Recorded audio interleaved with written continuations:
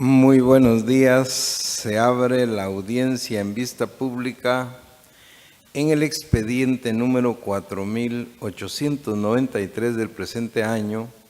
formado por apelación de sentencia en la acción constitucional promovida por Otto Eric Beltetón Santamaría contra la Sala Primera de la Corte de Apelaciones de Trabajo y Previsión Social. La señora Secretaria General Adjunta de la Corte dará lectura a la parte conducente de las consideraciones y a la parte resolutiva del fallo apelado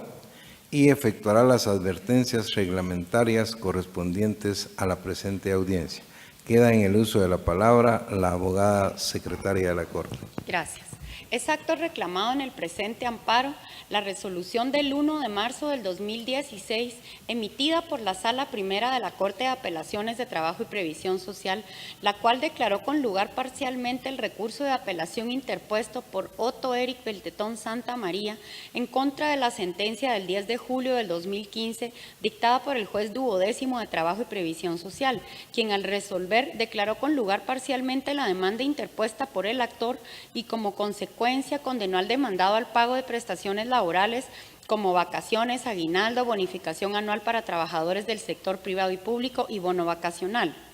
Absolvió al demandado del pago de indemnización y daños y perjuicios. La Corte Suprema de Justicia, Cámara de Amparo y Antejuicio, en su sentencia de fecha 1 de agosto del 2017, consideró: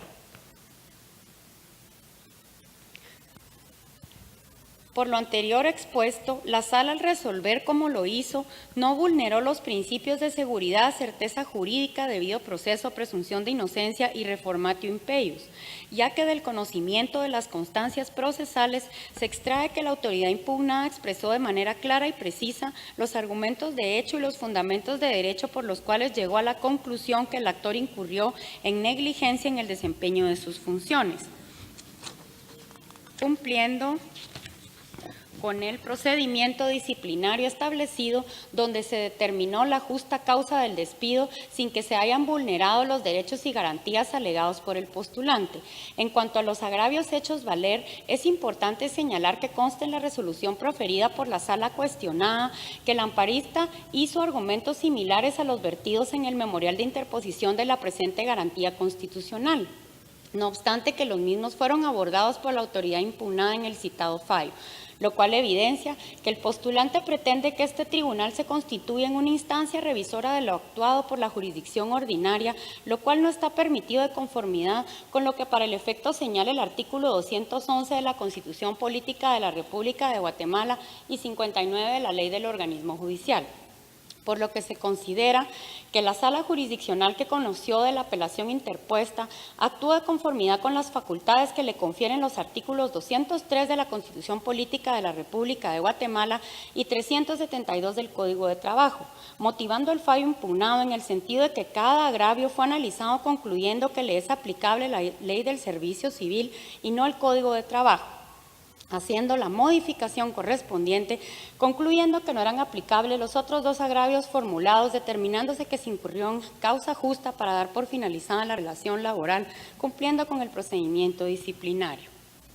Con base en lo acotado, se llega a la conclusión de que la autoridad impugnada no ha lesionado ningún derecho de los alegados por el postulante. El agravio descrito no concurre conforme a los principios que inspiran el derecho de trabajo y la normativa constitucional, no violentándose los principios de seguridad, certeza jurídica, debido proceso, presunción de inocencia y reformatio impeius. Por las razones anteriormente consideradas, el amparo debe denegarse por su notoria improcedencia y así deberá resolverse al momento de hacer los demás pronunciamientos que en derecho corresponden. Por la forma en la que se resuelve la presente acción y por imperativo legal, se condenen costas al postulante y se sanciona con multa al abogado patrocinante. Con base en las anteriores consideraciones, el Tribunal de Primer Grado resolvió: deniega por notoriamente improcedente el amparo solicitado por Otto Eric Beltetón Santamaría contra la Sala Primera de la Corte de Apelaciones de Trabajo y Previsión Social. En consecuencia, A. Se condenen costas al postulante. B. Impone la multa de 1,000 quetzales al abogado Marvin Rocael Ramos Aguilar, quien deberá hacerla efectiva en la tesorería de la Corte de Constitucionalidad dentro de los 5 días siguientes a partir de estar firme este fallo, cuyo cobro en caso de incumplimiento se hará por la vía legal correspondiente. De conformidad con lo que establece el artículo 67 del Acuerdo 1-2013 de la Corte de Constitucionalidad, quien haga uso de la palabra en la presente audiencia deberá dirigirse directamente al tribunal, expresar sus alegaciones en forma oral conforme el objeto de la vista pública previsto en el artículo 61 del referido acuerdo y sin dar lectura a documentos, salvo que para ello se cuente con autorización previa del señor presidente. Concretarse al asunto planteado, ser breve, conciso y preciso en su exposición, no proferir expresiones irrespetuosas a las partes o a los miembros del tribunal. Y para la exposición de alegaciones, los intervinientes cuentan con un tiempo máximo de 15 minutos. Es todo, señor presidente. Muchas gracias, abogada secretaria. En tal virtud pueden hacer uso de la palabra en la presente audiencia el solicitante del amparo, apelante y requerente de la vista pública, Otto Eric Beltetón Santamaría, quien actúa con el auxilio del abogado Marvin Rocael Ramos Aguilar, quien queda en el uso de la palabra. Muy buenos días, honorable señor presidente, honorables magistrados, señora secretaria adjunta, representante legal del Estado de Guatemala, representante legal del Ministerio Público y público que nos honra con su presencia. Muy buenos días. La prescripción se ha instituido como un mecanismo de defensa y también constituye un derecho mínimo e irrenunciable para mi patrocinado en su calidad de empleado público, la cual fue invocada tanto en el procedimiento disciplinario que se le promovió en su contra, como en la jurisdicción ordinaria privativa de trabajo y previsión social. Sin embargo, ni la autoridad administrativa ni la autoridad judicial han emitido un pronunciamiento razonado, confrontativo, en donde puedan desecharse los argumentos vertidos en cuanto a la consumación del término de prescripción que ocurrió en el presente caso. Y es por ello precisamente que se insta la protección constitucional en amparo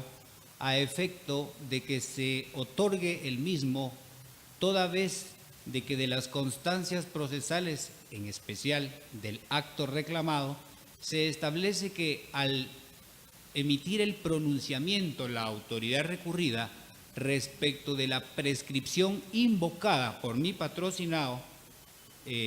respecto a la caducidad de la acción disciplinaria promovida en su contra, se limitó a indicar que la prescripción no es conocida de oficio, sino que debe de ser instada por parte interesada. Mi patrocinado como interesado instó la prescripción. Lo hizo ante la Honorable Junta Nacional de Servicio Civil y también lo hizo ante la Honorable Autoridad Recurrida y ante la Corte Suprema de Justicia, Cámara de Amparo y Antejuicio. Sin embargo, al esgrimir el argumento respecto a la consumación del término de prescripción, se limitan únicamente a copiar lo que uno le dijo a la otra. Es decir, la sentencia hoy apelada copia literalmente lo que manifestó en 2 líneas la autoridad recurrida respecto a que la prescripción debe ser instada. La Junta Nacional de Servicio Civil, al conocer del recurso de apelación que se planteó en contra del acuerdo ministerial que dispuso terminar la relación laboral con mi patrocinado con justa causa, establece que al haberse comprobado que a mi patrocinado se le concedió la audiencia por el plazo de 3 días que establece la Ley de Servicio Civil y su reglamento, se cumplió con el debido proceso y no se vulneran garantías constitucionales, pero no emite un pronunciamiento acerca de la consumación del término de prescripción. El término de prescripción fue alegado oportunamente ante las instancias correspondientes con fundamento en el derecho a la seguridad jurídica que garantiza el artículo 2 de la Constitución Política de la República de Guatemala.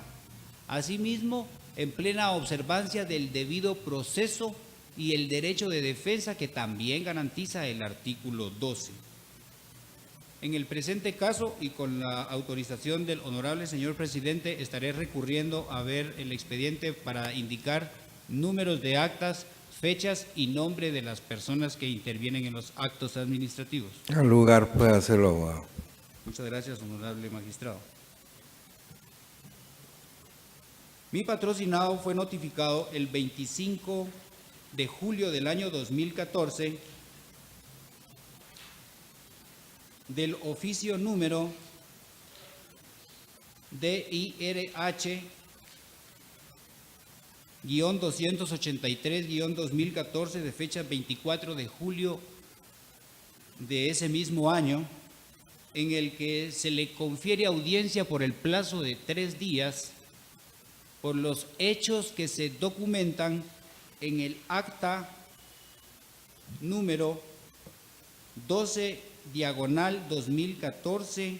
de fecha 16 de julio de 2014, autorizada por el excelentísimo embajador Melvin Valdés González en su calidad de director de Límites y Aguas Territoriales del Ministerio de Relaciones Exteriores. En dicha acta, en el punto cuarto, hace referencia a que en un campamento denominado Cheguate, ubicado en el municipio de Tacaná, San Marcos, no se contaba con el fluido de energía eléctrica y el jefe de campo, el jefe del campamento, contrató los servicios de energía eléctrica de un ciudadano mexicano que responde al nombre de Aristeo y por el cual se le pagaba un valor de 100 quetzales mensuales por proporcionarle el suministro de energía eléctrica al campamento Cheguate.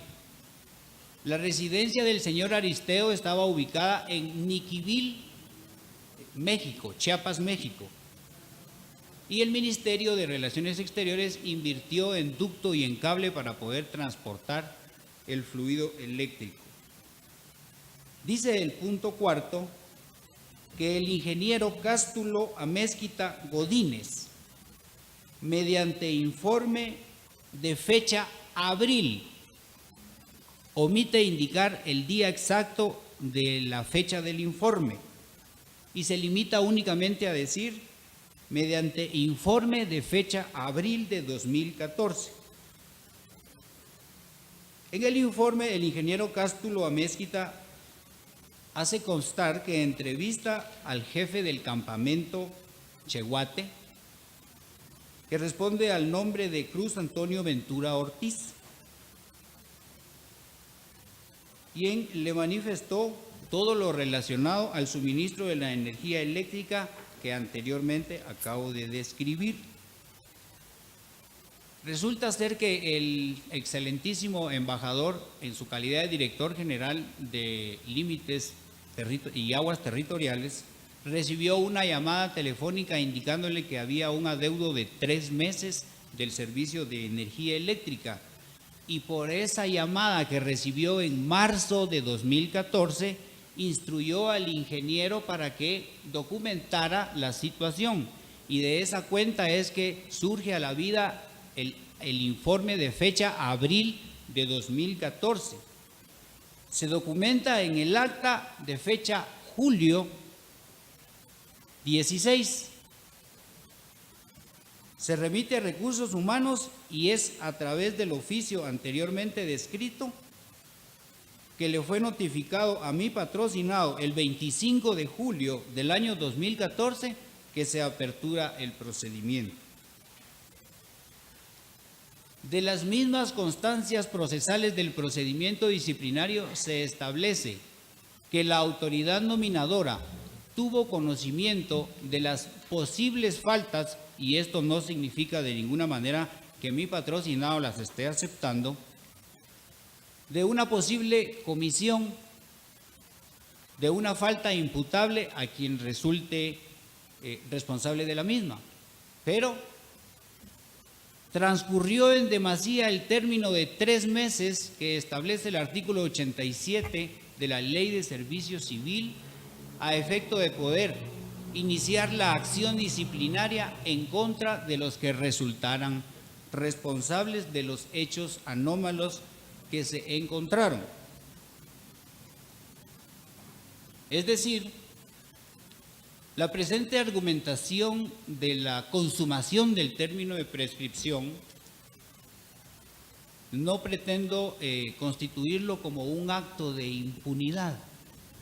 sino que más bien se alega como un mero mecanismo legal de defensa instituido en la ley y de acuerdo a la potestad y la facultad que la propia Constitución le otorga al legislador.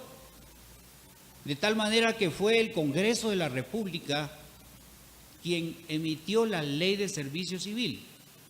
y al establecer los procedimientos, las etapas, los plazos, los medios de impugnación dentro de un procedimiento disciplinario, lo hizo únicamente apegado de acuerdo a la amplia facultad que le fue otorgada por la propia Carta Magna y únicamente con los límites de la razonabilidad y la proporcionalidad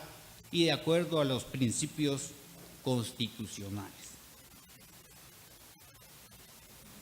Por eso es que se alega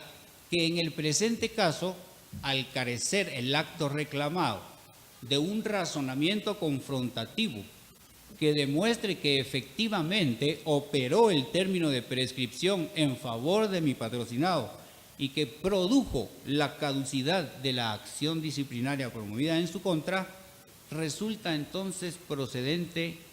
declarar que el despido ejecutado en su contra fue injustificado. Ello en atención precisamente al principio de la seguridad y la certeza jurídica, porque no es posible que un empleado público quede perennemente habilitado para poder ser sancionado en indefinido término de tiempo. Al revisar las actuaciones, constatarán los honorables magistrados que tanto la autoridad recurrida como la sentencia hoy apelada carece de ese razonamiento que exige toda resolución en donde se afecten derechos constitucionales de las personas. Y es por ello que respetuosamente solicito que en los términos relacionados tengan por presentado el presente alegato verbal, así como la ampliación escrita presentada para el presente día de la vista pública, y que al momento de dictar la sentencia que en derecho corresponde, se declare con lugar el recurso de apelación planteado en contra de la sentencia impugnada. Como consecuencia, se revoque la misma y al resolver la protección constitucional instada, otorgue el amparo solicitado por mi patrocinado, dejando en suspenso definitivamente en cuanto a él la resolución que constituye el acto reclamado, ordenándole a la autoridad recurrida que debe dictar nueva resolución en la que analice confrontativa y razonadamente los términos de prescripción alegados como un mecanismo de defensa instado por mi patrocinado, combinándole a que dé cumplimiento estricto a lo ordenado en el plazo prudente que se fije y bajo los apercibimientos legales. Muchas gracias, honorables magistrados. Que tengan muy buen día. Muchas gracias, abogado Ramos Aguilar. La audiencia continúa con la intervención como tercero interesado del Estado de Guatemala por medio de la Procuraduría General de la Nación, que delegó su representación en el abogado Pedro Estuardo Paz Pérez, quien actúa con su propio auxilio y quien queda en el uso de la palabra. Muy buenos días, honorables magistrados de esta Corte de Constitucionalidad, señora secretaria adjunta y demás sujetos procesales presentes. La Procuraduría General de la Nación presenta una razón fundante dentro de este proceso, y la cual se determina que el amparo no resulta ser la vía idónea para argumentar o presumir el argumento de circunstancias que no fueron discutidas dentro de la jurisdicción ordinaria. Al respecto, se establece que no existe agravio con relevancia constitucional el hecho de que la autoridad impugnada, es decir, la Sala Primera de Trabajo y Previsión Social, haya resuelto que la prescripción no fue aducida en primera instancia y, por lo tanto, no pudo haber sido aducida como agravio dentro del recurso de apelación en instancia ordinaria. Para llegar a este punto es necesario que se tome referencia al antecedente de este proceso, y resulta que el ex servidor público Otto Eric Beltetón Santamaría, quien laboraba como asistente profesional jefe de administración en la Dirección General de Límites y Aguas Internacionales del Ministerio de Relaciones Exteriores, fue seguido de una formulación de cargos producto de diferentes irregularidades en la contratación del señor Antonio Aristo Solís Gálvez, de ciudadano mexicano, a quien pues en su momento el Ministerio de Relaciones Exteriores contrató para el fluido de energía eléctrica para el campamento Cheguaté en Tacaná, San Marcos, y a quien oportunamente desde el año 83 y de conformidad con las planillas en renglón 031 del año 2000 a 2012, se determinaba que iba siendo autorizada su contratación a favor del Estado, persona que en ningún momento prestó servicios personales al Estado. Por lo tanto, se determinó el incumplimiento en diversas normas del reglamento orgánico interno del ministerio referido y por lo tanto se formuló cargos a este ex servidor público. Esta formulación fue producto obviamente de respeto de la Ley de Servicio Civil y de su reglamento. Formulación de cargos que fue atendida por el ex servidor público, quien presentó pues, los argumentos para desvanecerlo, habiendo llegado a la determinación la autoridad nominadora, el señor Ministro de Relaciones Exteriores, que los argumentos no eran suficientes para desvanecer dicha formulación de cargos. En tal virtud, se emitió acuerdo ministerial de destitución número 113 de fecha 28 de agosto de 2014. Ante esta situación, el ex servidor público presentó recurso de apelación, tal como lo regula la Ley de Servicio Civil. En tal virtud, la Junta Nacional de Servicio Civil llegó a conocimiento de este caso y determinó en resolución pues declarar sin lugar dicho recurso. Ante esta situación, que inclusive la prescripción sí fue aducida con motivo del recurso, entonces la propia Ley de Servicio Civil establece que procede un juicio ordinario en única instancia ante una sala de trabajo y previsión social. Sin embargo, y en inobservancia de ese proceso, el actual postulante promovió un proceso ordinario de trabajo y previsión social ante un juez de primera instancia, aduciendo y fundamentándose en el artículo 78 del Código de Trabajo. Esta situación marca el punto clave de este proceso, puesto que el punto clave en el proceso de primera instancia fue la justicia o injusticia del despido, y en tal virtud la procedencia de pago de indemnización, daños y perjuicios y las demás prestaciones que tuvo a bien dar lectura a la señora secretaria al momento de iniciar esta audiencia. Ante esta situación, el juzgado duodécimo de primera instancia de trabajo y previsión social emitió sentencia declarando con lugar parcialmente el pago únicamente por las prestaciones irrenunciables, que dicho sea de paso, el propio acuerdo ministerial de destitución hacía mención a su obligatorio pago. Ante esta situación, y que en ningún momento dentro de la demanda en primera instancia se adujo o se dedicó un párrafo, aunque sea, o se determinó dentro de las peticiones el hecho de aducir alguna prescripción, en cuyo caso el Estado de Guatemala, a través de la Procuraduría General de la Nación, lo hubiese desvanecido, vino el juzgado y determinó en sentencia pues declarar únicamente con lugar, como bien referí, solo por las prestaciones irrenunciables. En ese momento, el actual postulante promovió recurso de apelación presentando 3 agravios. El primero de ellos es que el juzgado tuvo pues determinar que fue el Código de Trabajo el aplicable, cuando en realidad la norma aplicable era la Ley de Servicio Civil. En tal virtud declaró con lugar parcialmente dicho recurso de apelación. En segundo agravio, en apelación se determinó por parte del pues apelante en ese momento que únicamente había recibido órdenes por parte del director general.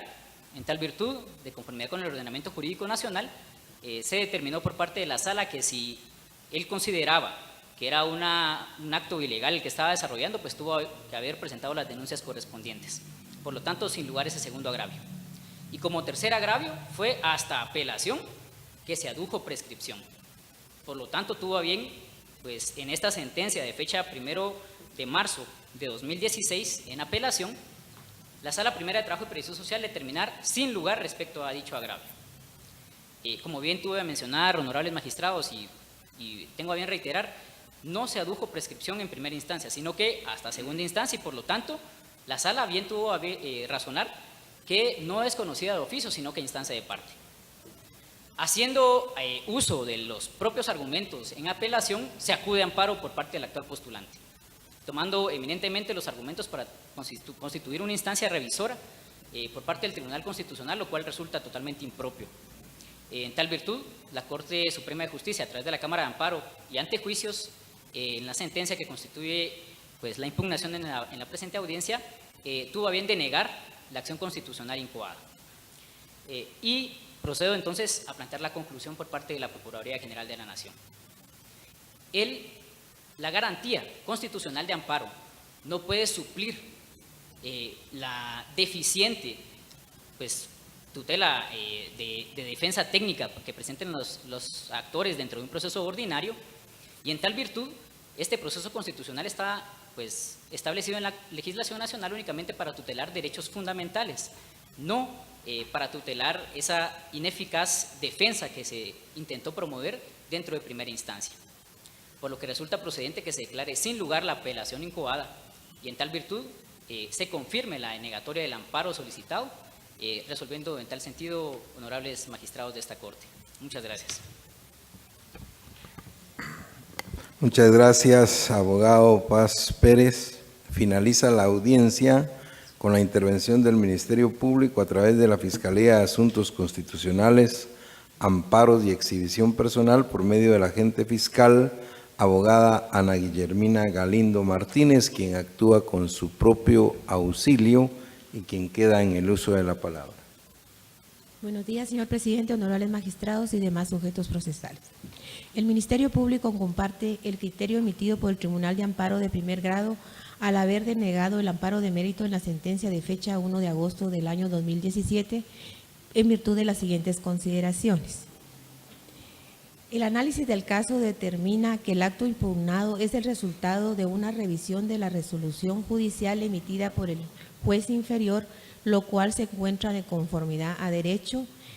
y de acuerdo a lo establecido en el artículo 372 del Código de Trabajo, el cual establece que la sentencia de segunda instancia debe confirmar, revocar, enmendar o modificar parcial o totalmente la de primera instancia.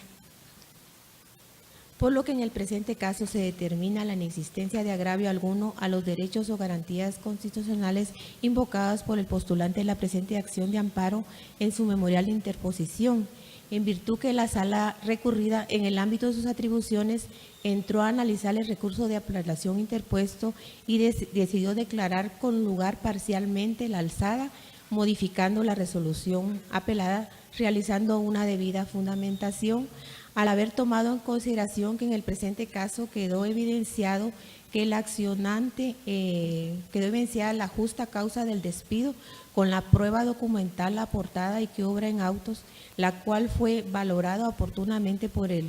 juez de primer grado, por lo que al accionante se le destituyó por medio del acuerdo número 113 de fecha 28 de agosto de 2014. Y esto con fundamento en el artículo 76, numerales 4, 8 y 9 de la Ley de Servicio Civil. También quedó establecido entre las actuaciones que al accionante se le dio un procedimiento disciplinario con respecto a la causa justa de su despido. Y también se realizó de acuerdo al artículo 10 de la Ley de Servicio Civil, en el cual quedó acreditado dicha causa, ya que el accionante se evidenció dentro de las actuaciones que sí incurrió en responsabilidad y negligencia en el resolvimiento de sus funciones al haber autorizado con su firma el nombramiento del señor Aristeo Antonio Solís Gálvez como trabajador del Ministerio de Relaciones Exteriores, el cual nunca fungió como tal, en virtud de lo cual era procedente que se declarara y modificara el auto apelado. Por otro lado, en cuanto a la prescripción alegada por el accionante, esta no fue invocada al momento de alegar su derecho de defensa y como lo establece la ley, la misma no puede ser conocida de oficio por los órganos jurisdiccionales, ya que esta es a petición de parte, por lo que era era lógico que la autoridad impugnada emitiera la resolución recurrida en el ejercicio de sus atribuciones sin que dentro de la misma se abierta violación alguna a los derechos o garantías constitucionales del accionante. Por otro lado, esta Fiscalía también considera que la decisión emitida por la autoridad impugnada constituye criterio valorativo, el cual no puede ser objeto de revisión por parte del Tribunal de Amparo, ya que éste no es juez de los hechos sujetos al proceso, sino de la adecuación de los actos al debido proceso. Por lo que si se accediera a la pretensión del accionante que por medio del amparo se revisara la resolución emitida por la autoridad impugnada, se estaría invadiendo la esfera de la jurisdicción ordinaria, lo cual no es permitido dada la naturaleza extraordinaria y subsidiaria del amparo. Por lo que esta Fiscalía, con todo respeto, solicita a los honorables magistrados que al momento de emitir la sentencia respectiva se declare sin lugar el recurso de apelación interpuesto y en consecuencia se confirme la resolución venida en grado denegando la protección constitucional de amparo solicitado y se emitan las demás declaraciones que en derecho correspondan. Muchas gracias. Muchas gracias, abogada Galindo Martínez. Se clausura la presente audiencia. Buen día.